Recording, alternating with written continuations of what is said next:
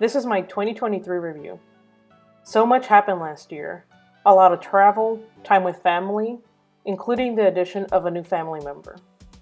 There's also so much going on in the markets. Interest rates remain high, and so did inflation. Amongst all the ups and downs, I was able to manage my finances and stay on track based on my financial plan made at the beginning of the year. I haven't been posting much lately because life has gotten busy, but I have continued to keep track of my spending and using my budget to keep me from spending on things that aren't aligned with my goals. I also have kept track of my net worth throughout the year. In this video, I will share with you what I was able to invest and a breakdown of my net worth as of the end of 2023. First, to highlight my investments for the year.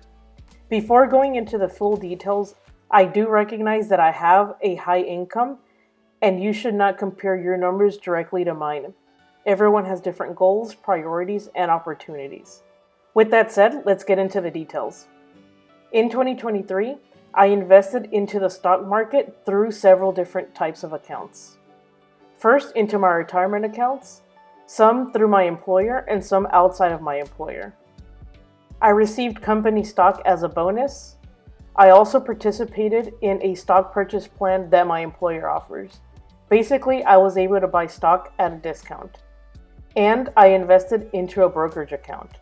My total retirement savings was $29,500. My bonus was $15,000, and I purchased $13,500 in company stock. Lastly, I invested $18,000 into my brokerage account. This brings the total invested in the market for 2023 to $76,000. Even though this was in my yearly investing plan, it is a huge accomplishment for me to see the numbers. Now onto my net worth for the year. First, I'll go into my liabilities. These are any debts that I have. And for me, they fall into two buckets: mortgages and student loans. The mortgages include my primary residence and an investment property. Together, I owe $320,000. My student loans were $11,500. This brings the total debts to $331,500 for the end of December 2023. If I compare this to how the year started, you can see that my mortgages were $324,000 and the student loans were $12,000. Note that student loans were in forbearance until October, so I did not make payments most of the year. This brings my debts at the beginning of the year to $336,000, meaning I paid off $4,500 in debts. Next, let's look at my assets: houses, car, investments, and cash. The value of these at the end of the year were $481,000 for both houses, $12,000 for my car. My investments totaled $450,000, and I had $25,000 in cash. Adding all of these up brings the total value to $968,000.